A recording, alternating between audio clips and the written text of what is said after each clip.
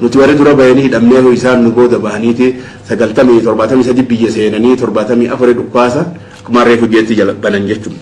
Lolli guddaan kun 70 baatii September 5 74tti bakka Haroora Baadorii xirroo Haroora Baadorii bakka jaanitti bu'e lola ajaa'ibaati. Lola gideeta tosoohaa ture biyya Itoophiyaa keessatti lolli sun ammoo Oromoon gartee lubbuu ol fuudhee Amaara gufusee jechuudha. Maali Oromoo jechuun kun akka wanni itti akka gartee waan musiibaatti itti lakkaa'u waan samii nama bu'aan akka bakkaatti Amaarri lakkaa'u jechuudha. Jecha Oromoo kana dhaga'uun guyyaa isaa warri sii beeku ni hedduu baaragan jechuudha. Warri beekne barachuu fedha jechuudha. Kaan ka beeku ni baarage. Dachiin tun hundinuu Oromoo jechuun tun ammallee hafuura tokkotti jechuudha. Saba sanitti Haile Sillaasee darbinee dafree waan takka jijjiirama tokko finnee dubbii tana haqan qaallu yaada juun dubbii san duuba wattaaddarrii hiree sanitti ayeeffatanii qaabsoo san saaman jechuudha. Haala kanatti gaa qaabsoon Oromoo takkaan dhaabbanne ilaa ammatti deemaa jirti itti fufaati jirti jechuudha. Kana duuba gaa walqixxummaa umma ilma namaatti ni amanani. Aboo an waa gara kiyyaan hin amanu jarru kun akkaataan itti guddifame guddisaan isaanii hanqarroo iftuulummaa fi nu malee namni jiru namni hundi waan beeku yaada jiruudhaani biyya kana ammaa biyya Oromoo fa'a akka dhaalaatti lakkaawatan nu abbootiin nu dhaame abbootiin marre irratti lolle waan kana oofan jechuudha. Waan kana ta'eef jarri kun abadan walqixxummatti namana dimokiraasii waan jedhan kana namaan soban haada namaan hidhani malee abadan itti namanan jechuudha. Amman agarre dheengatti guyyaa wayyaan biyya seente maal jedhan aboo dimokiraasiin dhufteeti jeen namni gaara jiru hundi nutti gale jechuudha. Qawwee dhiistee galee akkasii sobanii osoo baatii jaangayini huccuusii tanagartee dhugaa san baafte jettee uffatte jechuudha. Hambifne nama meeqaatam qabeenya namaan hambifne. Akkasii gaa namni kun ammaa namni waa xiqqoon namni guduun gidee hunda girgireessuudhaan jirata nama ajjeesuun akka malatti ajjeesuudhaan jiraata umrii isaa dheereeffata malee ni beeka akka booda gadhiisee deemu biyya tana ni beeka jechuudha. Yoo warri silaa qaabsoon itti haqaa habilisummaa barbaaduu qabu callisee ni qooqatiin ni jechuudha. Ni farancala wasanaa bahe qooqee wasanaa bahe yoo abbaan haqaa yoo callisee ni qooqa jechuudha. Yoo abbaan lafaa haqaa lafaa ka'e inni duuba qooqa san dhiiseeti baqata jechuudha. Duuba sanuuti immoo mee qawwee miti calli yoo jennee ni yaafna jechuudha bineensa kana. Calli yoo jennee ni yaafna orma kana. Hoo callifnee namni tokkollee akka waan gurgurre torbaan tokkoon nu gahe jechuudha. Hun gurgurin irraan bitin torbaan tokko gayaaf uummata kana biyya keenya leessa mee qawwee waa dhiifnu qawween silaa haqaa waan haqaati qawween malee uummanni kun lafa ta'e gadhiisanii deemuu hin dandeenye jechuudha atummatumaan hin dandeenye. Mee isaan kun walqixxummaa ni amani dimokiraasii baantantanatti ni amani ni amanan inumaan taatuufu isaan dimokiraasiin waan haqaati waan namni obbolummaan walqixxummaan jiraatu jechuudha sun isaanitti nahasa jechu isaaniif nahasa waan isaan miidhaati jechuudha. Hangamillee biyya mirgi namaatiif biyya dimokiraatiin jiru biyya namni walqixaa amata fedhee haa jiraatu. Hogguu Itoophiyaa gatee waan san kaasee jedhu wanni tan daandurree santu keessa jira daandurree jarmii yertee hanqarroo san waan qabaniif jecha hin fayyan jechuudha. Doktorri fayyisuus hin jiru barnoonni fayyisuus hin jiru jechuudha orma kana. Akkasitti gaa akkuma dursanitti haanu jiraattu gatii feetee haa fudhattu Oromumaan Itoophiyaa tiifatan jechuudha ilaarratti somba dhaban. Onnee dhaban sombaan nama sossoa jedhan. Numaanii iftiisan numaanii amma boruu lama kabiraa amma arrallee boruu duru qophaa'e jechuu kabira. Arra waan biyya keessa deemuu ila geessan. Kabiraa la dura lafa kaayyate jechuudha. Nuti eessarraa jira duuba bakka tanarraa. Hayi. Xiqqoo qabnu walitti kan nu gan. Gaafa tokko gobeellatti qawwee nuu kenyan bo'aan qawwee hin qabu.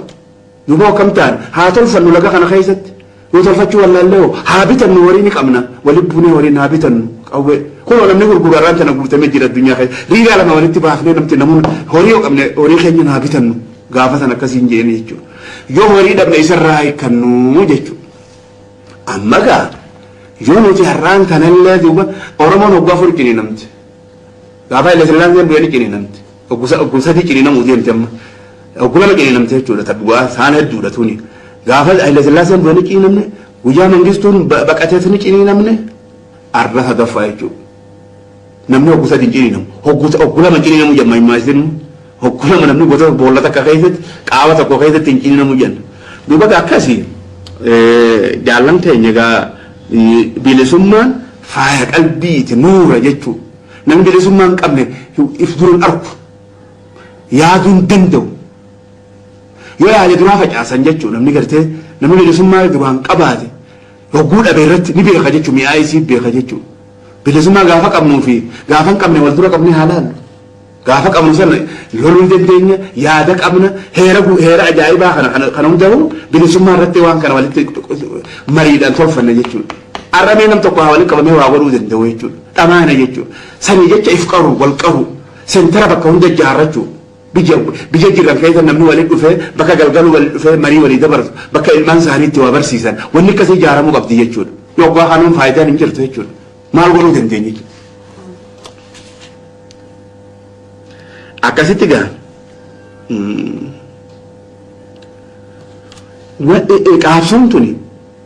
qaabsoon tuni hafuura jechuudha qinsa namaa kenniti qalbii nama jabeessiti jaalala nama fiddi namni hojii qaabsoo godhe obboleessira walitti dhiyaata jechuudha kasharrii bare kadur sharrii yaadullee sharrii dhiiseeti lashoo markata jechuudha qalbii isaa keessatti lashoo markata jechuudha qaabsoon dhiiga warra biyya jaalatuuni bilisummaan qaabsoo warra biyya jaalatuuni biqilti abbaan fedha kabiraa biqilchuu hin danda'u ka biyya jaalatu ka ifin goggoone gartee ka dhugaadhaan if kennuu saniini biqilti jechuudha.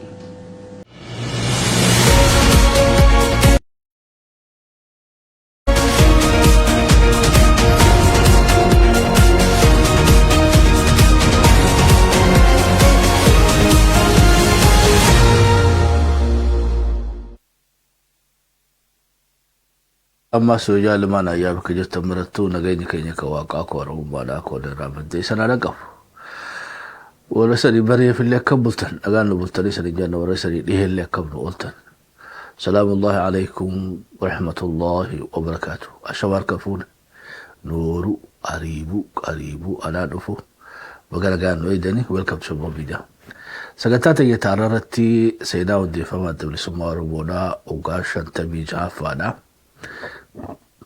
ga bete raasona senata la khaysatillee balina walila da fi ali gonu sabni oroboda ega bete ronduralle gabrumma nduralle sabafal mata enyuma sati fi la fasati fi le chollo sati fatasge soga umante nya wajinu qason takan walina dabaten beitu ega bo gabruma jala kufna lega tumo fufna chugi soga ittifufa saditu imala santu gagara da bisuma oroboda no fide amma le imali san ittifufa jira imala hana khaysati lega gota heddu hayu heddu qabsa heddu horanne jira khulhun dinuga galme sena gubbatti chronological order idan tartiba la faqame oto tokkorti gadisantane doisine indabsine hinsamne addati sine hunda fugala tagachuda fi alin gona namiga hoji tanarratti nu gargaru dando khaysa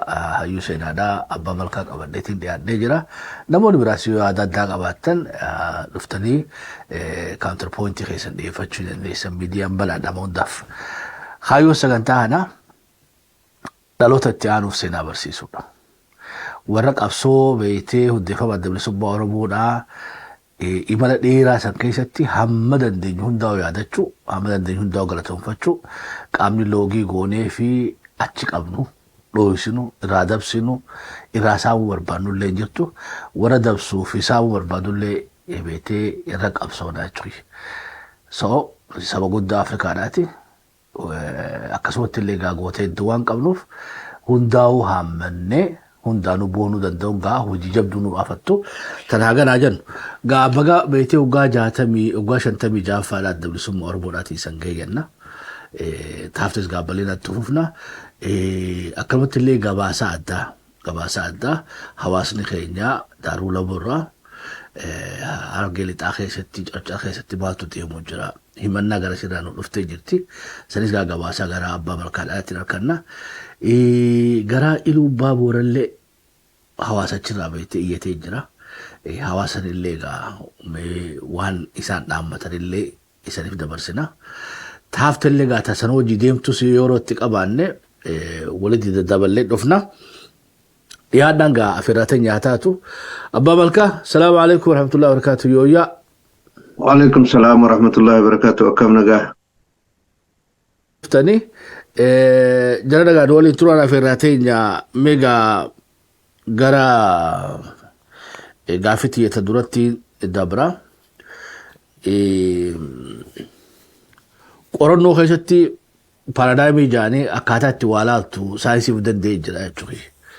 Meetidii meetodoloojii waa hedduu akkasitti tartiiba qabdu wanni hundinuu wanni tun hoggaa cuufamte ammas waan naaratiifa jaanii jira. Seenessa beetee Oromoo falaasafa meesii keessatti gawwaan himata wallaalee hayyuu abaareedha. Irra guddaa wanni Oromoodhaa wanni itti wal dhabnu akkatti beetee waa himannu sanitti konistiraakshini isaa sirrii miti. Bu'uura qaceelaa lafa kaayyannee tartiiba bareedaan lafa kaayyachuu dadhabuun wooma silaa irra walii gallu sanuu akkatti waliin galle nu goote jechuudha. Arraa wanni tattaafannoo san sirreeffanna naaratiiva sirreeffanna. Ta duraa qabsoon adda bilisummaa Oromoodhaatiin qabsoon Oromoo jalqabdee jechuus dogoggoraa beekadha. Oromoon even gabrummaa duraa qabsootti fufe gadaa isaatiin qabsaatu as geedha. Saba ifirra loolee daangaa isaa tiifatee eenyummaa isaa tiifatee leencalloo isaa lafaa fi lafee isaa tiifataa as ga'e. Addi bilisummaa Oromoodhaa dabalata seenaa keenyaati. Keessaa post kolonii Abashaa booda jechuudha. Achirraa waa jalqabnu yoo hundeeffamee mitiyu naaratiiva keenyaaf sirreeffachuudhaaf gaafinti abbaa malkaa uummanni Oromoodhaa abaa hundura qabsaa'e moo qabsoone? Qabsaa'e afaan gabaabaan. Ayyee duuba gaa hoggaa seenaa keenya hoggaa akkana jechuu dandeenya. Uummanni Oromoodhaa abaa hunduraa hoggaa qabsaa'e. Gaabetee tuftiin idaata galaanaa jira. Wooma san hundaatu walgahee abaa uumee jechuu dandeenya. Galatoomii gaammee shabboo miidiyaaleen asirratti waan uummanni Oromoo beekuu qabu tokko tokko kaafnee akka mari'annu na afeeruu keessaniif dura galatooma. Wanni kun waan dheeraadha. Oromoon takka egaa gabrummaa jala taa'een beeku. Yoo waan gugurdaa mul'atan ilaalle warri raayyaa lola kaasanii turanii guddaa mul'ate dura isaa qadamee wayyaanee maal jedhanii maqaa san fudhatanii garuu seenaa gubbatti wanni katabame waan biraati. Diddaan warra raayyaa sun bakka guddaa qaba jechuu hiyyaa. Kabiraa warri azaboolleen akkasuma fincila godhan qabanii. Kabiraa sochii ituun goote biyya carcaritti mana adii jaamaa. Warri sun bara 1910 irraa kaasee hanga 63tti fincila deeme. Kajaarraanuu booda harcaatu san caakatti daggalatti dhaqqabanii wajjii haasawan isaanuu himanii jiran miidiyaarraa. Warra baaleetti bal'atee guddinaan ka addunyaan dhageessee establishmentii Itoophiyaallee karaase sochii baaleetti. Kana hundaatu jira. Warri biraattis ni jiranii. Naannoo gaara mul'ataa fi biyya jaarsootti illee sochii ture. Yeroo akkuma Oromiyaan qabamteen akkanumatti harkan kennan warri gaara mul'ataatis sochii godhan qabanii. I think jaarraan faallee waanuma san keessaa evolve ta'an waan san keessaa. Actually gaarri mul'ataa gaafa Turkoo Egyptian irraa kaasee waan deemaa turetu ture. Evolve ta'atuma dhufeeti wanni kuni. Addi bilisummaa Oromootis jaaramuu ka dandeessu Chiilee bakka adda addatti godhamtu tanaatu asiin achiin odoo ol quuqattu deemtee dhaaba amma beeynu kana ta'uun karuma kanaan gabaabumatti turtee jirti. Qabsoon fagoodha ka eegalamtee caphaa kufaa ka'aa hanga buureeffamaa adda bilisummaa Oromootti dhufe malee waanuma achuma yeroo takka maqaa baa'u qofa qabatee ka'ee miti jechuu kiyya. Faaduu kanuma jalatti ammallee wanni si gaafachuu barbaadu keessaa abaa oduu Oromoon qabsootii hajuuf deebisaa guutuu nu kannatee jirta. Beetee abaan kunuu idaata beetee galaana qabsoo Oromoodhaatiitillee narrative san establish goone galaana beekadhu idaata galaana qabsoo Oromoodhaati abaawoon waan Oromoon bara dheeraa goote san irratti idaata malee ofiin ammoo galaana qabsoo bilisummaa Oromoodhaati miti akkasitti illee beekuun gaarii soga kreditii guddaa kan uummata Oromoodhaata hayyee hundeeffama adda bilisummaa Oromoo keessatti waggaa fudhanne at least feezii sadiitti afur ibsanitti deebi'uu dandeenya ammoo sadii hundeeffama keessatti kaayuu san bareedaa fakkaatti. Ta duraa namni imala gara beektee adda bilisummaa Oromoo uumuu keessatti atik namni hedduullee yoo qooda qabaatan namni ammoo waan kana beektee ifaajee ilaa hamma moggaasa maqaa kanaatiin ga'e jaarraa abbaa gadaa fakkaatti. namni biraa beetee loluu keessatti uummata Oromoo dammeessuu keessatti waa hedduu keessatti maqaaf dha'uu danda'a. Namni ammoo manaa bahee beetee magaalaa Hararirraa ka'ee Direedhaa dhufee carcariin bahee Baalee miilaan dhaqee Baaleerraa miilaan Maqdishoo dhaqee. Atik jaarraan abbaa gadaa qoonni hundeeffama adda bilisummaa Oromoo keessa qabu. Tarwaakachuun beekee dhuguma namaatiif waaqarraa nama fageessu taati. Meegaa yoom hundeeffamatti odoon hin dhufne imala jaarraadhaa beekee seenaan irraa dubbattu imaloota kana haga takka iraanaa tuqu jechuudha. Jaarraan akkamitti ka'ee bahaa Harargeedhaatiin lixaa Harargeedhaatiin Baaleen gara Maqdishoodhaa dhaqe. Dhugaa dubbachuudhaaf afaan gabaabaadhaan jaarraa abbaa gadaa abbaa qabsoo Oromooti jennee kaa'uu dandeenya. Full stop. Wanta akka osoo irraa hir'isuuf itti da'uun hin jiranne dura kana fudhachuun barbaachisaadha. Kana liqimsuun Oromoo bira jira kana. Akkamitti waan joon ibsa. Dura mana barnootaa keessatti gaafa turan akka Profeesar Muhammad Hassanii fi Obbo Abdii Faalleen ibsanii sochii inni ijoollee barattootaa keessatti jaarraan godhaa turan itti himanii jiran jechuudha. Achirraa ka'uudhaan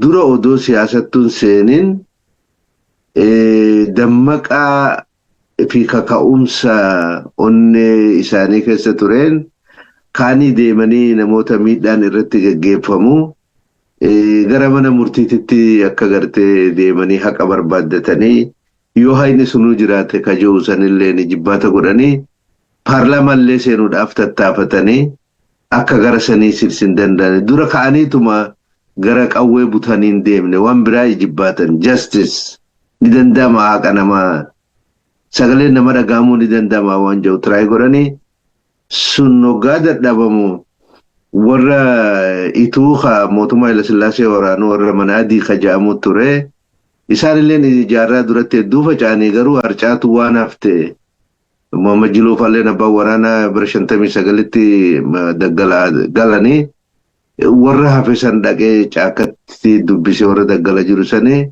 jarri sun bara 1910 irraa kaasaniiti murtii mana adii booda bahanii mootummaa wal waraanan laafachaa jabaachaa deemanii isaan wanni beekan amaara dha'u jechuma mootummaa dha'u jechuudha beekanii politikaa waan siyaasaa san akkasitti yaadaniin beekanii jaarraan akkitti carcar dhaqanii gara humna gurmaa'ee already mootummaan lolu kana gara political movement itti gara armed struggle itti gara organized resistance itti transform godhuu yoo danda'ame jedhanii dhaqanachi.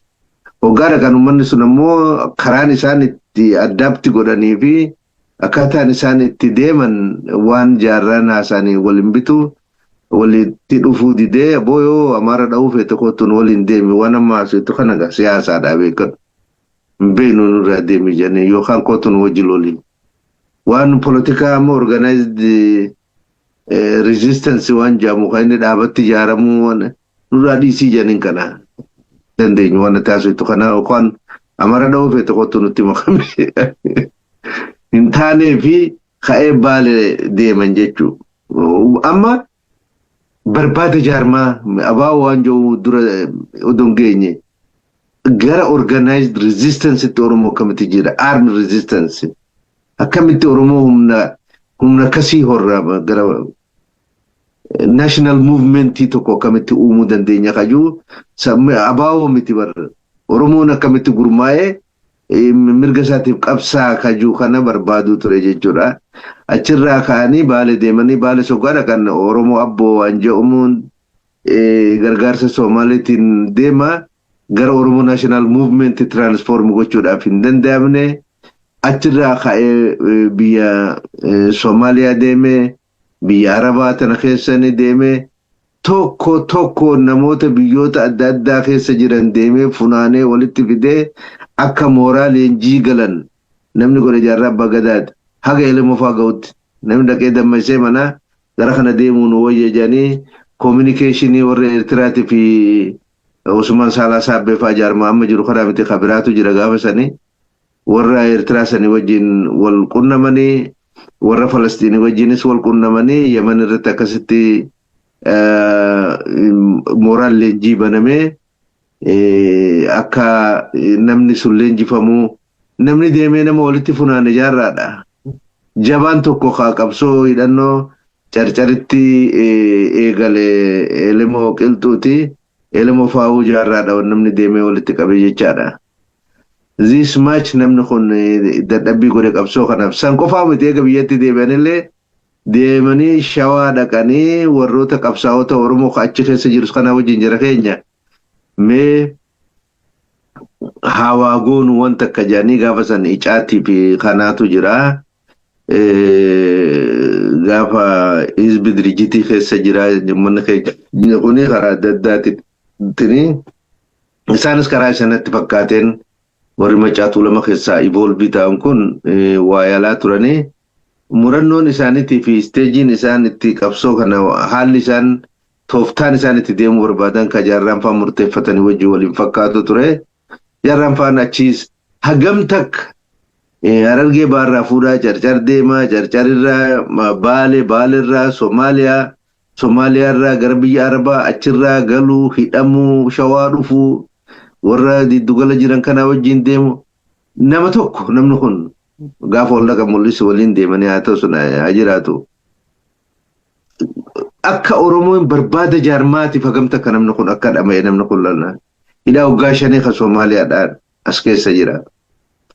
Gatiin kun hundi kafalamee fashalee manatti hin galchii dhaqee Oromoota baale jiran Oromoota carcar jiran Oromoota biyyoota Arabaa kana keessa faca'anii jiran Oromoota magaalaa Finfinnee keessa sochii adda addaa godhan mataa walitti fiduudhaaf dadhabbi abaa wadiisi. Dadhabbumti haga kana eenyu kana godhe obboleessa kiyya eenyu kana godhe waan guddaadha wanni namni kun dalage.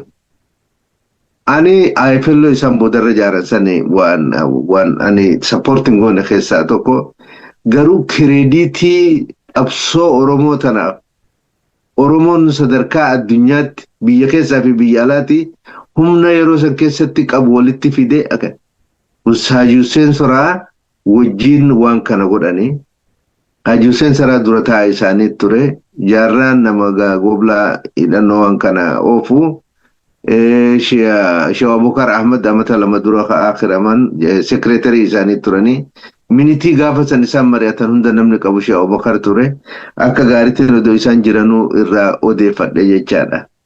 Ammallee warra an odeeffataa jiru warra akka Abbaa Anaajinaa ka gaafa sayyaman leenjiirra fudhatan warra akka Mahmud Sheikh Muhammad Bookee warra akka Yusuf Bakar wajjin marii jalqabeetiin jira wanni sun yeroo fudhataa jira waan isaanii wajjin ammallee itti fufaseen jechuu kiyya hin dhumanne wajjin haasawaa jira san. So ta duraa dhaaba adda bilisummaa Oromoo jiru kana dura dadhabbiin ammas itti haasawaa kanaatu jira. Udumoo jaarmaa abaawutuun dhufin. So kana keessatti gamoo ol bahee kan mul'atu adda bilisummaa Oromoo waan jiru kana jaaramoo isaa dura wani nan sitti haasa'u kun gatii jaarraan kafale. Wani nama sitti haasa'u kun dhaaba kana dura waan godhameen sitti haasa'u jira. Dilli asii ka'ee akkatti hidhamuun kun biyya Arabaa deemee nama tokko tokkoon funaanee gola leenjii galchuun kun biyya ituu dhaqee akkasitti nama daggala jiru dubbisuu baala dhaqee warra sanniin wajjin yoo wanni Oromoo gara qabsoo Oromootti tiraansfoormii godhuu humna san danda'ame ilaaluun Somaaliyaa dhaquun dilli kun abaa'u dura. Jaarbayni kun odoon jaaramin dura abaa'u nama jiru kun odoon jaaramin dura kaan hunda godhe. Kana rikooginaayizii gochuun Oromoo hundarraa barbaachisaadha. Abbaa jaalate faarsitee abbaa jaalate wanni akka jechuun Sheekh Umar Rashaad Abdullee qubee amma ijoolleen mana barnootatti baratu tana barreessu osoo namuu beeku biyyuma haati mana isaa namatti firatti hirkattee jiraattu keessatti Hayilee Fidaatu barreessee hodhuuf miliyoona 5 jaanii namaa kennanii warri Sheekh Umar Rashaad abbaan qubee akkana keessa galle odoo deemnu uummanni kun nama fayyadu seenaa balleessuun ilma Oromooti. Warri iddugala turan waan isaan hojjetan hedduu the ground breaking and the fundamental social change Itoophiyaa keessatti warri fide warri Oromoo kan magaalaa Finfinnee keessatti ijaaramee ture icaatiyee macaatuu lamaji maal waan isaan hojjetantu jira. So akka obbo Xahaa Abdii hoggansi ABO Gadaa durii keessaa tokko ta'an miidiyaa yeroo dura deddeebi'anii jedhanitti addi bilisummaa Oromoo is an evolution qabsoo bakka hundatti godhamaa ture. By the way, sochii baalee keessaa warra bahee jaarraa fa'aa wajjin waan kana jaareetu jira waan kana waan godhee jira jechuudha.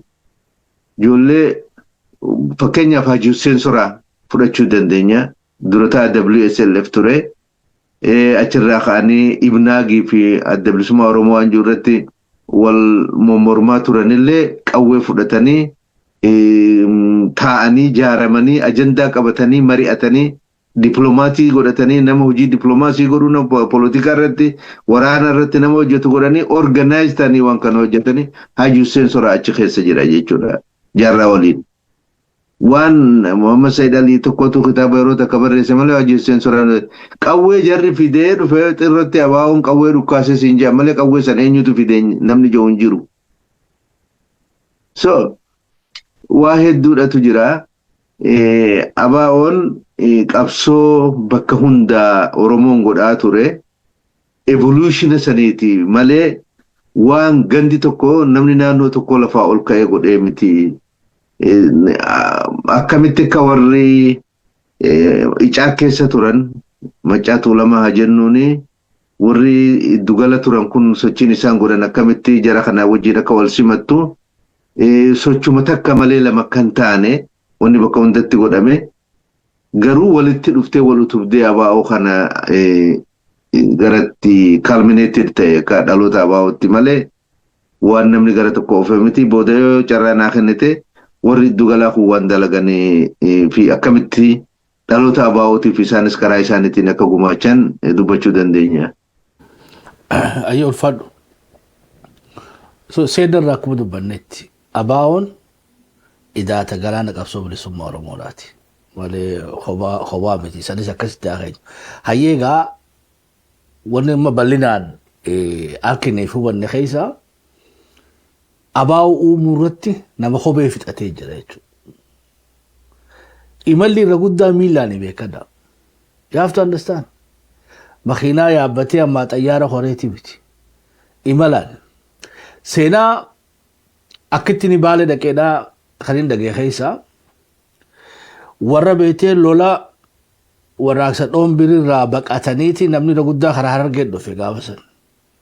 So maatii fidatanii hoggaa direedhaa dhufanii faras magaala bikka bayitee makiinaan nama buuftoomaa nama geejjiba irraa kaatu sani achitti hattuun beetee warra baalirraa dhufe kana saamte waan isaan fidatanii dhufan kana. Hagamta gaa Oromoo waluu quban qabnee beeka. Warraaqsa beetee impaayera Itoophiyaa sossooseetu baala keessa deemaa jira. Harargee jala sirraa quban qabdu jechuudha. Wallaga quban qabu, kaan quban qabu. Yookaan nama muraasa taate malee irra guddaa hawaasni waan Harargee lixaa keessa jirtu Harargeen bahaa quban qabdu. Dukkana hamtuu keessa turre jechuu barbaadeeti. Direedhaa dhufanii waggaa saamaman warra afaan Oromoodhaatiin beeytee anaannatu iyyatu dhagee jechuu ijaarran. Hoggaasanii gaa nama sabboonummaa keessa jiru ummata kana dhaqee dubbisee eessaa dhuftanii fi san eenyu hoggaa odeeffatee bar nama qabsoo akkanaa jira. Jedhanii gaa itti himan. Jarri kuni dubartii fi ijoollee direedhaa dhiifataniiti deebi'an jechuu qabsoodhaaf. Jaarraan waliin jala kute. Harargee fi Baalee hagamta kan dafa goos beekaa jechuudha. So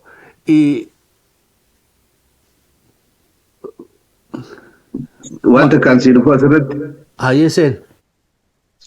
Hedduu bakka gaarii kaaftee amma Haaji Ahmadoo jira adeerri keenya tokko Daaroo Labuu duraan wal beekan isaan Haaji Ahmadoo fi Jaarraan.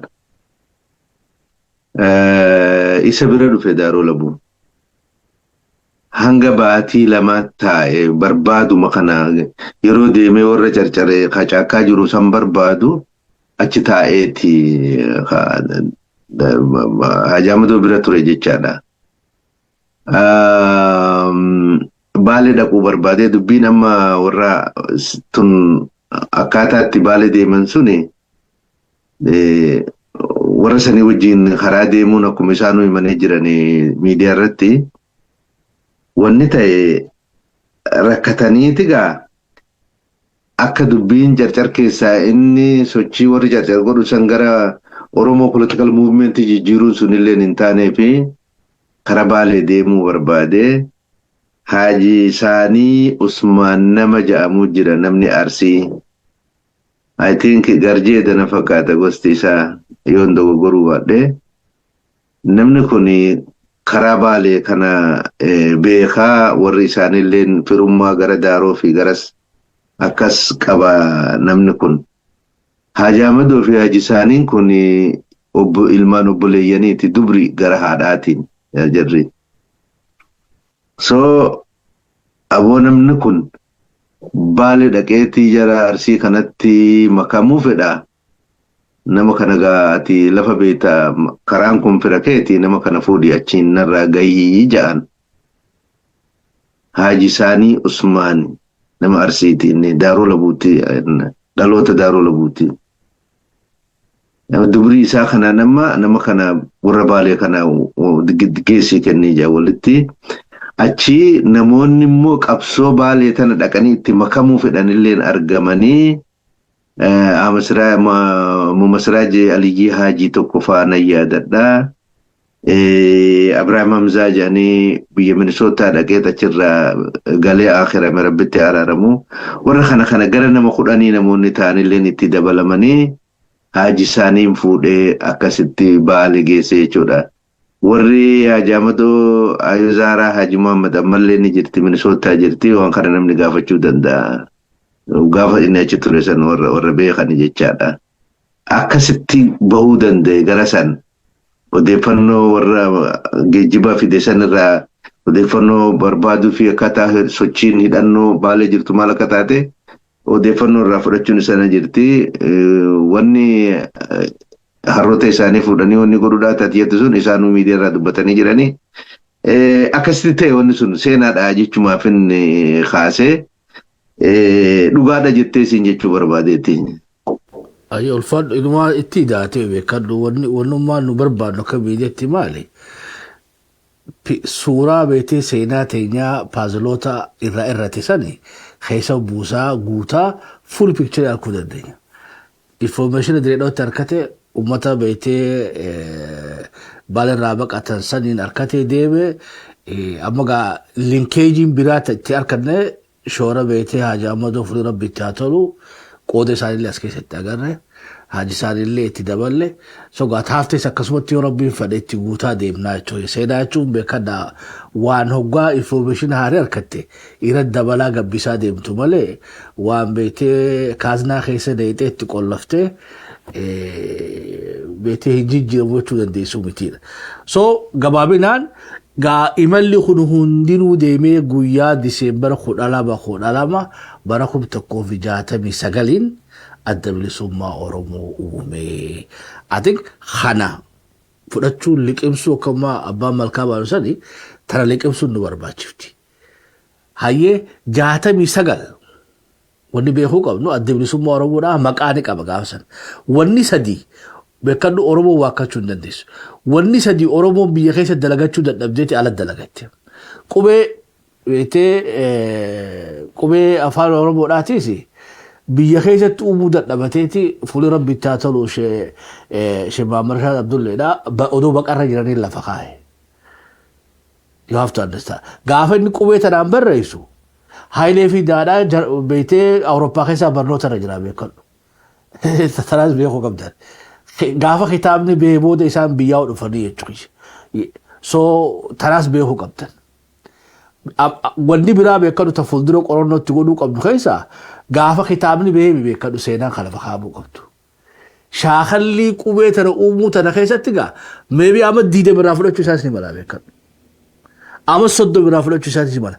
Wanni sheenaadhaa beekadhu nu taate keessaa seenaa hambifachuu hin dandeenyuuti. Gaafa Sheekh Muhammad Rashid jiru keessaa wanni silaa beekte akka gaariitti cuunfinee irraa qabachuu qabnu keessaa hayyee guyyaa kitaaba maxxansite kanaa miti. Qorannoo amata meeqaa sirraa fudhatee qubee Oromoo tana beekte uumuudhaaf. Feezii duraatti ta'a akkam fakkaatti, feezii lammadatti akkam fakkaatti. Beekadhaa piroosesa dheeraa san keessatti cuunfeetii taarraa tanaaf ta perfeektii tana nuu kanna jechuudha. Barta inni lafa kaa'e yoo qubee takka paadha mumaarreetii daatan jaa wanni biraa hundi ta'u wanni lafa kaa'e. Ilmaatu irraa hirrifnee jechuudha. Ta'isaa afaan Oromoo irraan dhangalaateeti wanni garii beektee gara islaamaan irraa gortiiti gaafi ayni fi maaree irraa dhiisi jaanii waan kana hundaa'uu hayyamee fi jechuudha. You have to understand. Wanni inni tolche is bigger than the language itself. Tana waakkachuu hin dandeenyu hadeeroo.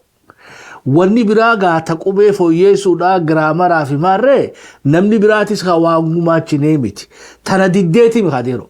Sheekh beektee seenaa Sheekh Muhammad Abdullee seenaa Sheekh Muhammad Rashid awwaaltee waan biraa naa himuu miti dura kana fulli qibsi. Egaa kana beekamtii kannite ammoo namni waan irra gumaachisan irraa haasa'uu hin danda'amti. Taakka alaabaa irra Oromoo ittiin boonnu tana. Beektee Sheekh Muhammad Umar Qaadiidhaa bardirqiidhaan nuti dhiibee finne malee bare xiqqoo malee seenaan isaa akkuma gaarittuu dhokottee alaabaa tanaa fi beektee nuwaatu I don't know keessa kutuu fadhu irraa dhoofamtee jechuudha. Tanaas waakkachuu hin dandeenye. Bar wanni kun hundinuu waan abaa'oo duraatii jechuudha. Alaabaanis qubeenis. Akkanumatti illee gaa namni lamaanuu alaabaa uumes beektee qubee lafa kaa'es biyya keessa tolfachuu dadhabneeti. Addi bilisummaa Oromoodhaatis biyya keessa tolfachuu dadhabne 12 bara 1969 bakka beektee jaarraa fi jaallan hojii jiran I think for sure Sheekh Muhammad Umar Qaadiidhaatu keessa jira, jaarraa keessa jira, Mahamudii keessa jira. Egaa namoota keessa jiranii abbaan malkaa nuti ta'uu danda'a utubame. Kana fudhanne. Egaa kana fudhanne booda gaa taanis gaa already maqaa dhadhoone tabeetee gara biyya Arabaa deemuudhaatii fi ammas haalli ajjoonee fi dhabar wanni beekuu qabdan horee caasaa isaa san guuttatee jaarmee beektee ulaagaa guutuu qabu san heeraa fi seera qabu. Beektee caasaa guuttachuu san hin dandeenye. Jarri musaafiraa beekadha. Maquma moggaafatee alaabaa lafaa qaba haga itti dalagachuu danda'u uummatanii kaan itti dhiisanii hiree harkannaan namuu leenjiidhaaf kote. Soga eega biyya deebi'e booda warri wal arkuudhaaf carraa harkate eega warri waan kana utube hidhame. Amaga bikummaanuu seenaan beeytee itti dabde bikka tanaa jaarraa hidhame sochiin elamoodhaa biyya keessaa jalqabde eegas illee tabeetee jaarraa keessatti hirmaatee horri finfinnee gaggeeffame. Horri finfinneedhaatis gaa qooda inni beeytee abaa'oon piikchara guuttachuu isaa san keessatti qabu sanis waakkachuu hin qabu. Seenaa adda bilisummaa Oromoo himuudhaaf tabeetee 1269 qofaa miti. Taxirroo irratti dalagamtees fudhanneeti hora finfinneedhaa kan beeytee himaatu Oromoon ji'a hunda afran irraatti walitti dhufte kanaas beekamtii kan nuufiin barbaachisaadha. San boodallee gaammaas kan sagantaa adda bilisummaa Oromoodhaatti guuttannes beekamuu qaba. Akkasitti oduu adda kukkunne lafa kaayuu qabnaadha. Sogaa mee bikka 1269 san galmeen ta'e maal jettee jiru? Warra waan kana jiru nama lama warra waan san keessatti hirmaatan argeetiin jira. Qaamaan nama hirmaatan. Akkuma jaarraan jiru kana konfarmina godhan. Hin dhumne waa'ee san laalchisee wanni qorannaan an geggeessu hin dhumne hoggaa dhumattee bifa kitaabaatillee yoo rabbi ni baataa. Hangan deemen dubbachuu danda'a malee conclusively akkana jechuun danda'a waan hin dhumatiniif qorannaan sun. Namoota nan dubbise keessaa nam lama qaamaan kora san irratti hirmaate jaarraa malee jechaadha kan inni isaan personally dubbise warra qaamaan hirmaatan waan jaarraan interview irratti kennan kana confirm godhan. Kana gaa eyewitnessii nama achitti hirmaate san caalaa naman amanuu qabu anne. Nama lama lachuu nama high profile ta'anii qabsoo san keessatti and I trust them. Wannin amana waan isaan jedhan san. Sun akkas gaafa Yemen keessatti marii godhanis barreessaan isaanii harkaan qaboo yaa'ii qabu akka naa himetti maqaan OLF sun duraanuu ni jira. Lakki maqaa Itoophiyaa jiru kana godhannaa hin goonu waan kana irratti wal morman malee maqaan sun hoggasuu ni jira. So OLF qubeen sadeentun OLF maqaan jettu suni 76 uumamte jechuun hin danda'amu. Amma yoo carraanaa kennite gara waan iddugalaa kanatti xiqqoo dubbachuu fedha. Waan gara iddugalaa kana. Warri iddugalaa kuni waan godhan keessaa gurmaa'aniiti study circle waan jedhaniitu jira waan xinaat kibab jedhanii kan irratti ilaalcha marxism leninizm ilaalcha bitaa kana itti wal barsiisan qaban jaaramanii akka Oromootti. Kun ammoo sharpin godhe ijoollee barattee yuunivarsiitii irraa baate tana humna Oromoo yeroo san qabdu kana akka isaan rakkoo saba cunqurfamaa akka baratan warri ammoo warri fuudaalii kun isaan sirni kun akkatti saba miidhu akkatti class operation jechuun cunqursaa gitaa ammallee cunqursaa sabaa jechuudha. Lachuu akka Oromoo gubbaa jiru identify godhan.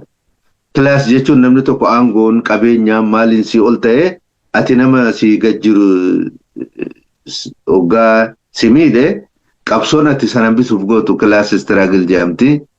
Kun ammoo national liberation struggle qabsoo sabni godhu. Amma isaan gaa waan akka national democratic revolution waan jedhamtu jira wanni processni garee san keessa namni dabruu qabu. In the context of self-determination, mirga irree murteeffannaa sabaatiin wajji wal qabsiisanii akkasitti miidhaa isaanii identify gochuu rakkoo sirni cunqursaan saba cunqurfamarraan gahu gita cunqurfamarraan gahu cunqursaa gitaatii fi saba hambisuu irratti qabsoo gaggeeffamu akkamitti deemuu akka qabdu irratti gurmaayaa fi wal barsiisaa turan. Kana keessa miidhaan Oromoo yeroo san keessa ture guddaan ciisa nyaadha. Sirna ciisa nyaati. Gabbaar system. Akkamitti gabbaar systemiin kun humna yeroo san qabaniin tooftaa yeroo san fiduu danda'aniin cunqursaan hammana gahu kun akkamitti Oromoo irraa hafuu danda'a. Waan jedhu kaasan. Yeroo biraatiin dubbadha miidhuma keessan kanarratti si interview na godhe waa'ee ilma dheeressaa isin dura haasofne turre ammatti deebuun barbaadu seenaa dheeraa waan ta'eef Oromoon keessaa akka horoqee jigu waan ilma dheeressaa dalage akka rakkoo mangistuu na waa hunda fiddee establishmentiin Itoophiyaadhaa hundi irraa akka soso'u dubbiin ilma dheeressaa akka goote isin dura dubbadheen jira.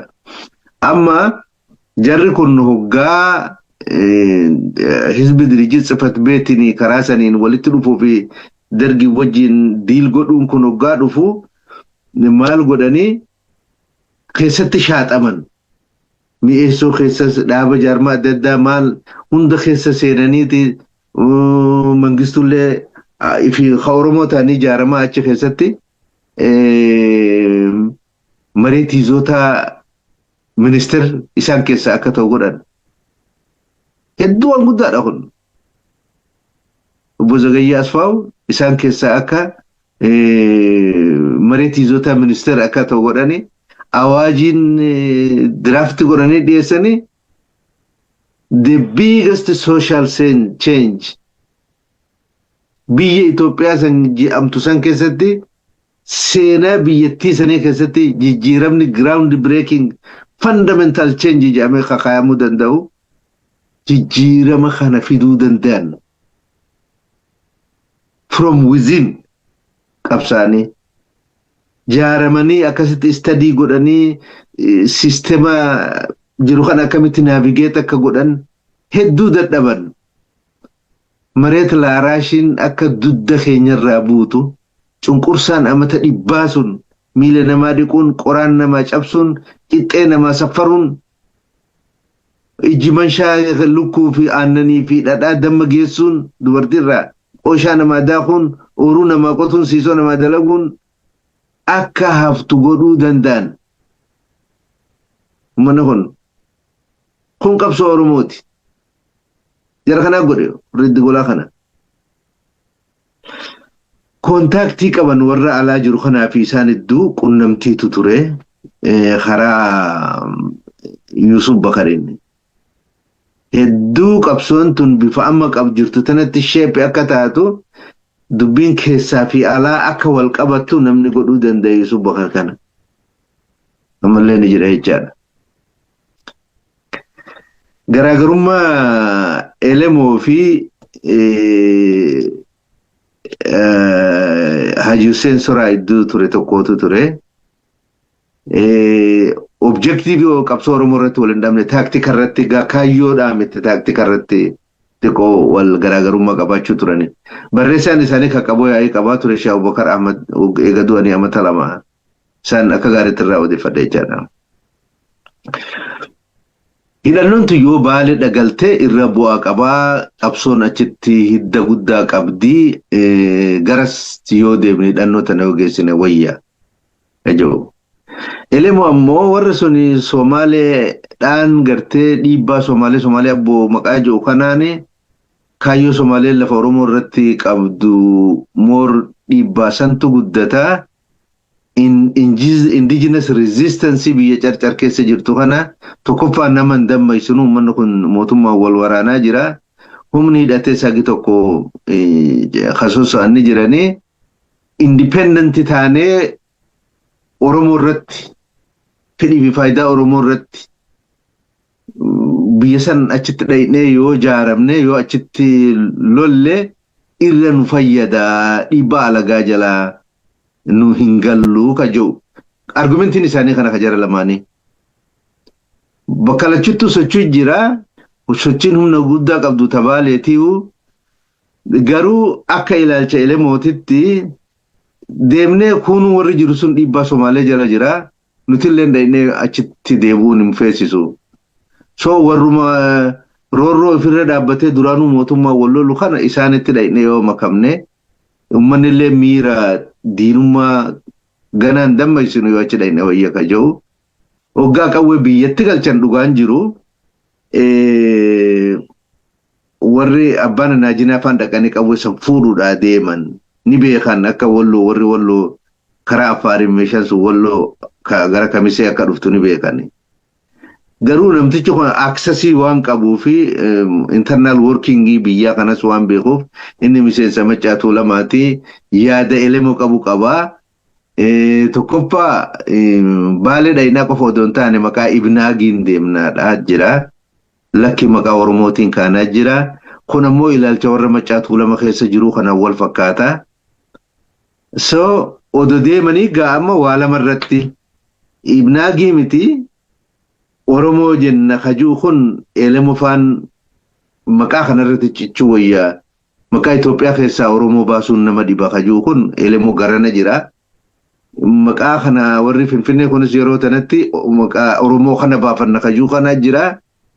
Haji Huseenis yeroo san biyya dhaqanii bakka lamatti adda ba'an jechuu amma jarri hoggaa qawween biyya dhaytu duraanis mariirratti waliin galee nama qaboo yaa'ii qabeenirraan odeeffannoo fudhadhe first hand information walii galteen harka hoggaa baasan walqixa dhufte sagaleen heera isaanii keessaa bakka dura ta'an itti harka baaseettu majoritii taayoo sagalee walqixa dhufte kajoo qaban. Sagalee saniin Haji Huseen soraa dura taa'aa waan ta'aniif sagaleen isaanii lakkaa'amee majoritii taa'amee Ibnaag maqaan jiru dabre elemoo faan hin fudhanne. Kanaaf odoo akkasitti rarraatee dubbiin jirtu biyya seenanii hogga biyya seenaa murni elumoo fayyaanni isaanii warri biyyaatiin deeggarsa argatee karaa Yusuf Bakar faan akkasitti qawween achii fuudhamtee Finfinnee seentee booda carcar akka elemoo jeetti. Gaafa Yaman turan mari'atan akka elemoo jeetti taatee jechuudha. Elemoo immoo hogga biyya galu gara Haji Huseen fa'aarraa gara warra Finfinnee kanaan wal qabatanii walitti abaa'oomuu garas deemtee jarri kun jaaramanii sagantaa wahii qopheeffachaa turan malee 76 eega jarri keenya dhumanii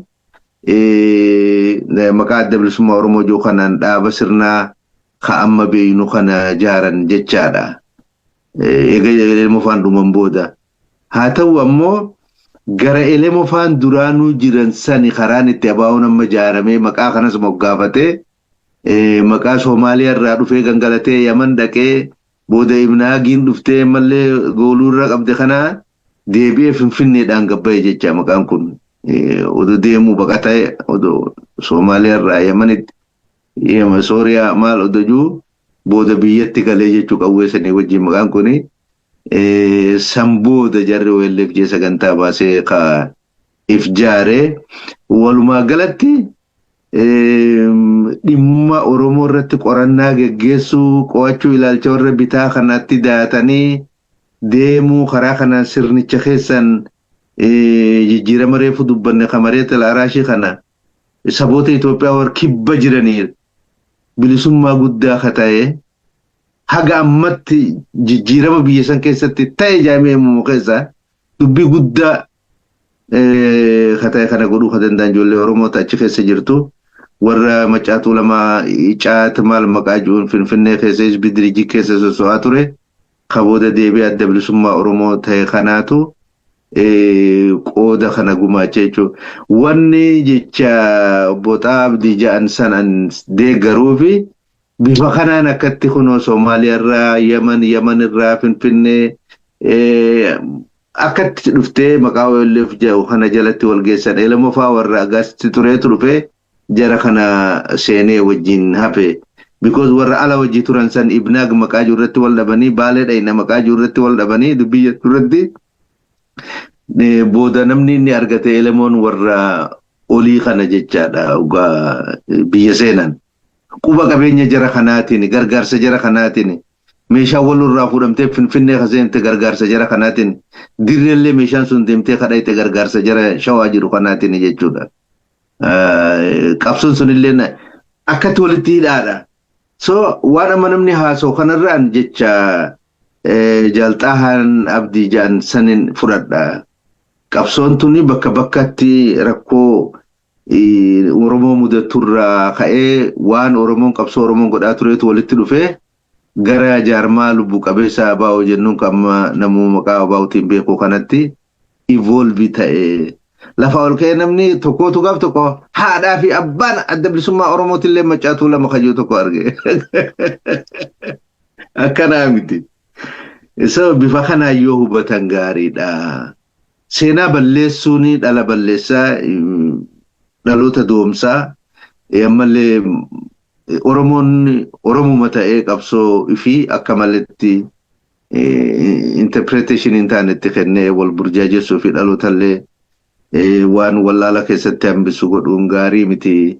Bifa kanaan dhugaan jirus kanuma akkatti yoo dhaloonni hubatee bareedaa jee yaadana. Naan irra deebinee bagaa hundeeffama adda bilisummaa Oromoodhaa waggaa 56 faana sangee jenna. Warra maqaa kana lafa duukaayan 1269 irraa jalqabee warri eegas illee rasaasa duraa dhukaasan warreen beektee maqaa adda bilisummaa Oromoodhaatiin biyya hambatti baqatee leenji'ee hidhamee eegas illee hidhatee biyya galee qawwee duraa dhukaasanii taguma kafalee jiraata magaalaa Baddannoodha. Hawaasi keenya guutumatti gaa ilaa haga guyyaa sa'a amma haasofnu kanatti seenaa gurguddoo qabsoo bilisummaa Oromoodhaa maqaa ABO'dhaatiin hojjetamte hundaaf warra irratti hirmaatan galatoomaa isaanii jechuu barbaanna. Warra dabrellee seenaan isaan yaadattu fulii rabbi isaanitti haa tolu biyya irraa salphisu kajirullee nu jiraadhaa umrii dheertuu isaanii hawwinaa galatoomaa isaanii jechuu barbaanna. So guyyaa morkaatii fi walii qoxxisuudhaatii fi walitti seenaa walii dabsuu fi saamuu odoon taane sagantaan kaayyoo sagantaa irraa hundeeffama adda bilisummaa Oromoodhaa hoggaa 56 faadhaa sabaffannee hunda keessaniifuu galata isaanii kaa'uudha. Dhaloonni itti aanullee abbootii teetii jarri kun hundinuu addan baasinii hundaanuu wal ija wal qixaatiin nu laaleeti hundaanuu nu booni gaa sagantaa teenya taane ABO xumuranna gaa atoonoo gaa xiqqishoo sa'alleen hedduu deemte abbaa malkaa dirqumaan gaanumaa teessee malee sa'alleen sa'a xiqqishoo isaan boqonnaa fudhachuu qabani. Kutaa lammaffaadhaa baruu walitti dachaana moo gabaabsineetuma mata irraa dhoofta deero. I think hedduu deemnee osoo buru kaawiyyaa biraatti dabarsine gaarii na fakkaata. Wanni ajandaa wanni afaanillee hedduu ariifachiiftuudha ammoo yoo asumatti dhaabne gaarii natti fakkaata. Hayyee inshallah haala Oromoo fi Oromiyaa keessa jirtu ammoo mata duree of dandeessin yoo rabbi fedhe abbaa malkaa qabannee dachaanee dhaamsa hawaasni argee lixaatii fi akkamatti illee lixa Oromiyaa irraa dhufee bannoo baddalleedhaa iluu abbaa booraatii fi daarulabuu argee lixarraa caccirraa dhaamsa dhufe qabna. Hawaasni keenya maal himatee kan jiru gaa guranii laannaa fi gaa daqiiqaa 10 xuxxuunee biraa deemurra sagantaa of dandeesse qopheessinee fi gabaasaa sanillee gurra qaamaa fi qalbiidhaan akka dhageeffachuu dandeenyu goona. Taarraa gaa waa hedduu akka qayyabattan irraa baratan abdii guddaan qaba. Dirqumatti gaa abbaa malkaadhaa numaatti rachiisee as baase malee har'a guyyaa boqonnaa isaaniiti. Gaa yeroo isaanii aarsaa nu godhanii asirra nu argamuu isaaniitiif haa ulfaatan. Abbaa malkaan fixannee wanni dhaammattu qabaatte tamaata irratti daattu. Maalaki dhaloonni kun akkuma dhugaa barbaadanii hanga jirru kana akka dhaamsaatti akka wasiyyaa gaanii dhaammatanii minamni. Haasawa qofa odoo hin taane interview qofa odoo hin taane akka dhaammataatitti akkanaa fudhatanii gaafadha uummata Oromoo kanaa. Dhara jalan deeminaa waan namni dhufee nama waan barbaadu faarsee waan kaanis jiru akkana jalan deeminaa kun saban jaaru seenan jaaru dhugarratti hundaan sabni kajaaramu dhugarratti. Kanaafuu seenaan dhugaa dhaalamuu qabaa. Namni lafa ol ka'eetuma kun kitaaba barreessa kun miidiyaa irratti bahee waan gara waan barbaade haasaa. waan obsa nama dhorgu waan hedduudha argina. Akkana odoon taane dura projektiin saba kanaa hin dhumanne ammallee seenaa gara seenaa deebisanii ijaaruutiin wanni nu barbaannu cufti nu bakka hin geenye. Itoophiyaa keessa jirra jennee gaama kun akkasitti yaadaa jirra. Wanni Oromoon qabu takkalleen iddugala biyyattii kana hin jirtu. Itoophiyaa tanarraa ala taanus Itoophiyaa waliin jiraannus wanni keenya achi argamuu qabdi. Yoo akka Ibrahim Malkaa jensanii Oromoon nateen yemma itti qabballe Itoophiyaa maal haa taatu jeesi.